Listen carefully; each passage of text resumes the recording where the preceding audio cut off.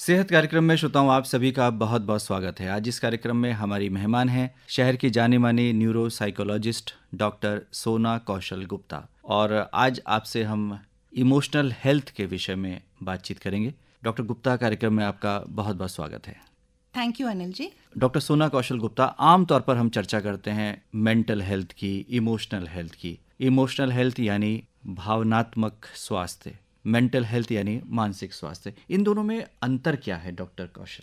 ये दोनों इंटरट्वाइंड हैं, एक दूसरे से बहुत घनी तरह से जुड़े हुए हैं। मेंटल हेल्थ होता है मानसिक स्वास्थ्य, जो हमारी इमोशनल हेल्थ, हमारी साइकोलॉजिकल हेल्थ और हमारी सोशल वेलबींग, इन तीनों चीजों को लेके चलता है। मानसिक स्वास्थ्य का एक बहुत बड़ा हिस्सा है इमोशनल हेल्थ। अगर हमारी इमोशनल हेल्थ ठीक है तो हमारी साइकोलॉजिकल हेल्थ भी ठीक होगी और हम सोशली कनेक्टेड रहेंगे, और इन तीन चीजों को अगर सब कुछ ठीक है तो हम मानसिक स्वास्थ्य में हैं। तो ये सारी इंटरट्वाइंड हैं और बहुत आवश्यक हैं एक हेल्दी फिजिकल लाइफ जीने के लिए, जिसमें हमारा शरीर भी स्वस्थ रहता है और हम भावनात्मक तरीके से सबसे जुड़े भी रहते हैं, अपनी भावनाओं को समझते हैं और दूसरों की भावनाओं को भी समझते हैं। मानसिक स्वास्थ्य का एक हिस्सा है, आपने कहा बड़ा हिस्सा है इमोशनल हेल्थ। ये क्यों जरूरी है डॉक्टर सोना?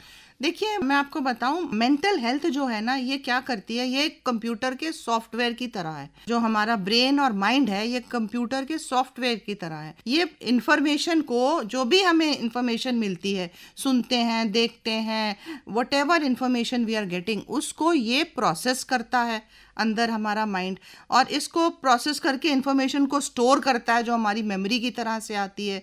हमारी अटेंशन, हमारी सारी चीज़ें स्टोर होती हैं इसमें, फीलिंग्स, इमोशंस, एवरीथिंग। ये तो हो गया हमारा माइंड का काम। लेकिन जो इमोशनल हेल्थ हमारी है, वो केटर करती है कि हम इमोशंस और फीलिंग्स को अपनी किस तरह से सुलझा के रखें, ताकि हम अपनी इमोशंस और फीलिंग्स को भी एक पॉजिटिव तरह से रखें और दूसरों के साथ भी उनकी इमोशंस और फीलिंग्स को समझ के हमारा तालमेल बैठा रहे। अगर हम अपनी इमोशंस और फीलिंग्स को सप्रेस करेंगे, अगर हम उनको दबाएंगे, बोलेंगे नहीं, तो हमारी मेंटल हेल्थ सफ़र करेगी, और अगर हमारी मेंटल हेल्थ सफ़र करी तो हम तनाव में जा सकते हैं, और ये चीज़ें फिर कई तरह की मेंटल इलनेसेस को जन्म देती हैं, जैसे कि bipolar, depression, schizophrenia, PTSD, ADHD. ये सारी मेंटल हेल्थ डिसऑर्डर्स हैं, जिसका की बहुत बड़ा स्तंभ हमारी इमोशनल हेल्थ है। अगर इमोशनल हेल्थ ठीक नहीं है तो आपने बताया कि ये तनाव हो सकता है, डिप्रेशन की बात आपने की, और तमाम रोगों की एक श्रेणी है जिसको आपने गिनाया यहाँ पर। अपनी भावनाओं को और विचारों को व्यक्त करना, ये कितना ज़रूरी है? बहुत ज़रूरी है, और यही इमोशनल वेलबींग है, यही इमोशनल हेल्थ है कि मैं अपनी फीलिंग्स और इमोशंस को समझूं। अगर मैं गुस्से में हूं तो मैं समझूं कि इस समय मैं गुस्से में हूं और मुझे अपने को काम डाउन करना है, तभी मैं दूसरे की बात समझ सकूंगा या दूसरे से मैं तालमेल खा सकूंगा। अगर दूसरा गुस्से में है, तब भी मुझे ये समझना चाहिए कि इस समय ये गुस्से में है और कोई बात समझने लायक है नहीं इस समय, क्योंकि गुस्सा तो कहते हैं टेम्पररी मैडनेस है, तो शांत होने देना है उसको और मुझे उसकी बातों से उत्तेजित नहीं होना है। तो इसको इमोशनल हेल्थ या इमोशनल वेलनेस या ईक्यू कहते हैं। इसका मतलब ये है कि मैं ये समझूं कि मैं तनाव में हूँ और अपने मुझे तनाव को अब कम करना है, तब मैं जीवन में आगे बढ़ूंगा। मैं समझूं कि इस समय मेरी फीलिंग्स सैड हैं, मैं उदास हूँ, तो मैं इस बात में गहराई में जाऊं और जो मैं अभी टिप्स शेयर करूंगी उनके साथ मैं अपनी फीलिंग्स को ठीक करने की कोशिश करूं, ताकि मैं एक नॉर्मल पॉजिटिव मोड में आ जाऊं और वही चीज़ दूसरे की भी मैं समझ पाऊं। इसको हम एम्पैथी भी कह सकते हैं, कि दूसरे के इमोशंस और फीलिंग्स हम समझे कि वो ऐसे रिएक्ट क्यों कर रहा है। अगर हम इमोशनली वेलबींग में हैं अनिल जी, तब हम रिएक्ट नहीं करेंगे, हम शांत रहेंगे, हम बात को समझ के उसको रिस्पॉन्ड करेंगे, सोच समझ के बात का जवाब देंगे। लेकिन अगर हमारी इमोशनल हेल्थ खराब है तो इतनी ओवर थिंकिंग होती है, इतना स्ट्रेस हो जाता है, मैं कोप ही नहीं कर पाऊंगी सिचुएशंस के साथ। जो परिस्थितियां आएंगी उनके साथ मैं जूझ ही नहीं पाऊंगी, इनका हल ही नहीं ढूंढ पाऊंगी और मेरी रिलेशनशिप्स भी नहीं बन पाएंगी।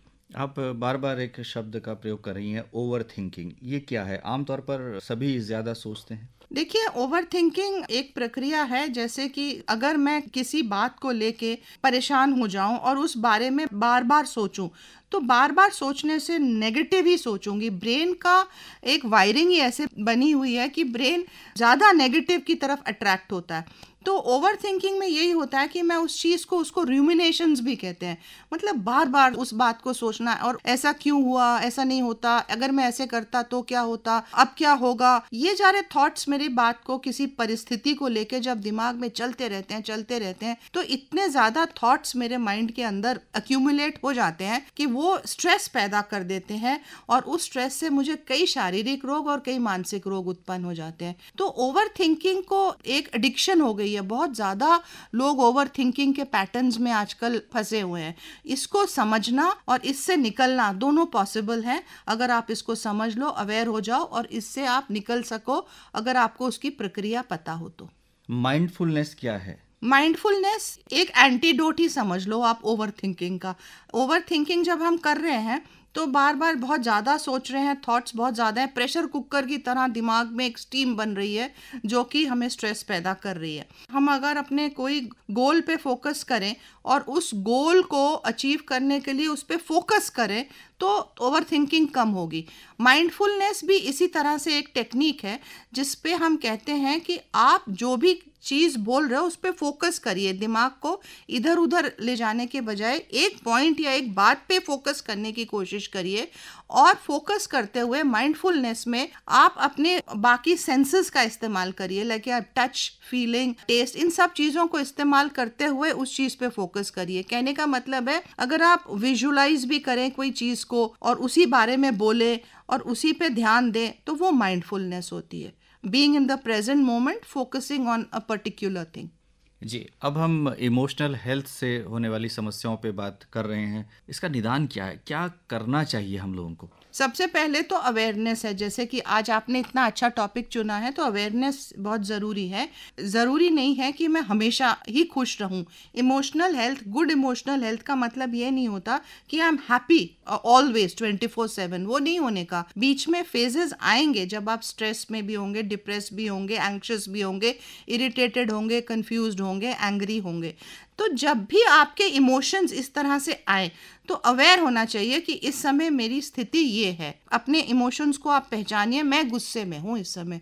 जब आप इतनी चीज़ अवेयर हो जाएंगे तो आधी चीज़ तो आपकी तभी खत्म हो जाती है जब आपको पता चलता है कि इस समय मेरा मन उदास है और मैं गुस्से में हूँ। तो एक तो आपने अवेयर हुआ इस चीज़ से, दूसरे आप अपने ट्रिगर्स को पहचानिए कि इस वजह से मैं अवेयर हूँ। जब ये चीज़, ऐसी परिस्थिति होती है तो मुझे अमूमन गुस्सा आता है, तो वो जो ट्रिगर्स होते हैं उनको आप पहचानिए। और जब भी आप वो ट्रिगर्स आपके आसपास आएंगे तो आप सेल्फ टॉक करके अपने को शांत रखने की कोशिश करिए। तो इमोशनल हेल्थ को ठीक रखने के लिए बहुत ज़रूरी है कि जैसे कि आपने पहले ये बोला कि आप माइंडफुल रहिए, आप फोकस रखिए, अपने इमोशंस को पहचानिए, उनको ठीक करने की कोशिश करिए, सेल्फ टॉक करिए, पॉजिटिव रीअफर्मेशंस दीजिए अपने आप को। अपने आप से कहना बहुत ज़रूरी है कि सब ठीक हो जाएगा, ठीक है, ये एक परिस्थिति है, पास हो जाएगी, ये बंदा ऐसे ही है, ये बंदा गुस्से में है। एक्सरसाइज करिए, स्लीप अच्छी लीजिए, गुड फूड लीजिए और पॉजिटिव लोगों के साथ रहिए, कम्युनिकेट करिए, अपनी बात दूसरे से शेयर जरूर करिए और अपने रिलेशनशिप्स को बेहतर बनाने की कोशिश करिए।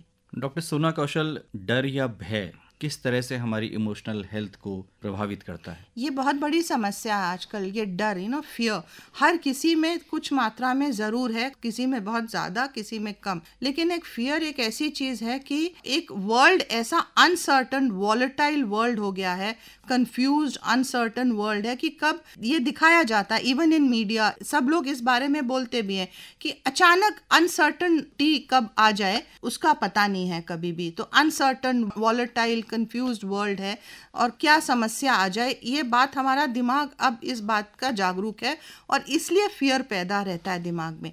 फियर एक इमेजिनरी इमोशन होता है अनिल जी, और मैं ये देखा गया, डरते हम उस चीज़ से हैं जो कोई कहानी हमने दिमाग में बना रखी है कि कोई चीज़ ऐसे हो गई तो it is an imaginary story of something which has not happened, हुई नहीं है। अगर हो गई तो फ्यूचर की बात है और आपकी इमेजिनेशन है जो ओवर प्ले कर रही है, एक स्टोरी दिमाग में है कि ऐसा हो गया तो। इससे फियर कॉज करता है, अनसर्टेनिटी और इनसिक्योरिटी होती है। और ये बहुत ज़्यादा डिपेंड करता है मेरी इमोशनल डाइट पे कि मैं क्या सुन रही हूँ, क्या देख रही हूँ, किन लोगों के बीच में हूँ और मेरी परसेप्शन, मेरा नज़रिया क्या है सिचुएशंस के बारे में, और मेरी इमोशनल हेल्थ कितनी स्ट्रांग है कि क्या मैं इतनी इतनी स्ट्रांग हूँ कि अगर कोई भी परिस्थिति सामने आए तो मैं अपने आप को इतना कॉन्फिडेंट समझूं कि मैं इसको पार कर सकती हूँ, जिसको कहते हैं कोपिंग विद सिचुएशंस, वो स्ट्रांग होनी चाहिए। डॉक्टर सोना कौशल, हम संबंधों की बात करते हैं और अब ये चर्चा में रहते हैं कि संबंध अब नहीं रह गए हैं या इतने मजबूत नहीं है या उसमें धोखा है, और ख़ास तौर से हमारे जो युवा हैं वो ग्रसित हैं इस सिंड्रोम से। संबंध किस तरह से हमारी इमोशनल हेल्थ को प्रभावित करते हैं? बहुत तरह से संबंधों पे हमारी इमोशनल हेल्थ का इफेक्ट होता है, क्योंकि अगर मेरी इमोशनल हेल्थ अनस्टेबल है, अगर मैं डरी हुई हूँ या गुस्से में हूँ या मैं अपने इमोशंस पे काबू ही नहीं पा सक रही हूँ और नेगेटिव बहुत ज़्यादा सोच रही हूँ किसी व्यक्ति के बारे में या किसी परिस्थिति के बारे में, तो नेचुरली मेरा नज़रिया धुंधला हो जाता है। और जो मेरी बॉन्डिंग है, जो बॉन्डिंग 3 चीज़ों से जो बनती है, ट्रस्ट, फेथ, रिस्पेक्ट, लव, वो नेचुरली वो कहीं दूर हो जाती है, क्योंकि सब कुछ धुंधला लगने लगता है और रिस्पेक्ट खत्म हो जाती है, डिस्ट्रस्ट पैदा हो जाता है। तो रिलेशनशिप्स पे मेरी इमोशनल हेल्थ का बहुत असर पड़ता है, क्योंकि जो मेरा रिलेशनशिप है वो डिपेंड बहुत ज़्यादा करता है कि मैं दूसरे बंदे को कितना ट्रस्ट और कितना एक्सेप्ट कर रहा हूँ। एक्सेप्ट कर रहा हूँ मतलब वो जैसा है उसको मैं एक्सेप्ट कर रहा हूँ और उसको चेंज करने की या कंट्रोल करने की कोशिश नहीं कर रहा हूँ। लेकिन अगर मैं गुस्से में हूँ, चिड़चिड़ा हूँ और ईगो में हूँ कि मैं सही हूँ और आप गलत हैं, तो दूसरे को मैं हमेशा कंट्रोल या चेंज करने की कोशिश करूँगा, जिससे मेरे रिलेशनशिप्स ठीक नहीं रहेंगे। तो मेरी इमोशनल हेल्थ को स्टेबल, शांत, पीसफुल, हैप्पी, पॉजिटिव रखना बहुत ज़रूरी है, और साथ साथ दूसरे की इमोशनल हेल्थ को समझना और उस समय उससे दूर रहना जब वो अनस्टेबल है, ये भी बहुत ज़रूरी है। असफलता आशंका को जन्म देती है कि अब भविष्य में क्या होगा, और हम देख रहे हैं कि जो असफल होते हैं वो थोड़े इमोशनली वीक भी हो जाते हैं। ऐसे लोगों से क्या कहना है आपका? ऐसे लोगों से तो बस यही कहना कि असफलता नाम शब्द डिक्शनरी से ही हटा दो, क्योंकि हर चीज़, हर एक्सपीरियंस एक लर्निंग एक्सपीरियंस होता है। तो कहीं भी अगर आप कहते हो ऐसा अपने आप से, अपनी सेल्फ टॉक पॉजिटिव रखो कि हर एग्ज़ाम, हर परिस्थिति आपको कुछ सिखा के गई है। हो सकता है जितना आप एक्सपेक्ट कर रहे हो उतना आपको रिजल्ट ना मिला हो, लेकिन उससे जो आपको लेसन मिला, जो आपको सीख मिली, जो आपने सीखा, जैसे एडिसन ने भी 999 टाइम्स बल्ब गलत बनाया, फिर 1000 टाइम्स जाके जब बनाया तो उससे कहा गया अरे आपने इतना टाइम वेस्ट किया, तो उन्होंने, थॉमस एडिसन ने कहा नहीं, मैं 999 बार ये सीखा कि इस तरह से बल्ब नहीं बनता है। तो हर चीज़ का जो लेसन हम लेते हैं, हर परिस्थिति से हम सीखते हैं, तो अब जब हम सीख के निकल रहे हैं तो हम विनर हैं, पॉजिटिव हैं, तो असफलता तो कोई चीज़ ही नहीं है। आपने बहुत सारे टिप्स हमें दिए कि हमें क्या करना चाहिए, क्या नहीं करना चाहिए। आमतौर पर कुछ लोग दवाओं का सहारा लेते हैं, कितना सही है? डॉक्टर के पास आप जाएंगे, अगर आपको पास मेंटल इलनेस हो गई है, अगर आप डिप्रेशन में हैं या पैथोलॉजिकली आप साइकेट्रिक प्रॉब्लम में हैं, तो दवाइयाँ तो बहुत ज़रूरी हैं। लेकिन दवाइयों के साथ साथ अपनी काउंसलिंग और थेरेपी करा के आप अपने को इंटरनली रिजिलियंट, अंदर से स्ट्रॉन्ग, EQ, अपना इमोशनल हेल्थ स्ट्रॉन्ग बनाएंगे, तो आपका इम्यून सिस्टम भी ठीक रहेगा। क्योंकि अगर आपकी इमोशनल हेल्थ गड़बड़ा गई है तो इम्यून सिस्टम पे असर पड़ा है, वो खराब हो गया है, तो बॉडी की हेल्थ तो आपकी फिर गई। तो इम्यून सिस्टम को भी ठीक रखने के लिए इमोशनल हेल्थ बहुत अच्छी है, और अगर इम्यून सिस्टम अच्छा है तो दवाइयाँ भी कम और जल्दी काम करेंगी, और अगर आप अपने आप को इमोशनली और काउंसलिंग से स्ट्रांग रखेंगे तो आप जल्दी ठीक हो जाएंगे। तो डॉक्टर सोना कौशल गुप्ता, आज आप हमारे इस कार्यक्रम में आई हैं और आपने इमोशनल हेल्थ क्यों है ज़रूरी, इस विषय पर बहुत ही महत्वपूर्ण जानकारी हम सबके साथ साझा की। आकाशवाणी स्टूडियोज़ में आने पर आपका बहुत बहुत आभार, बहुत बहुत धन्यवाद।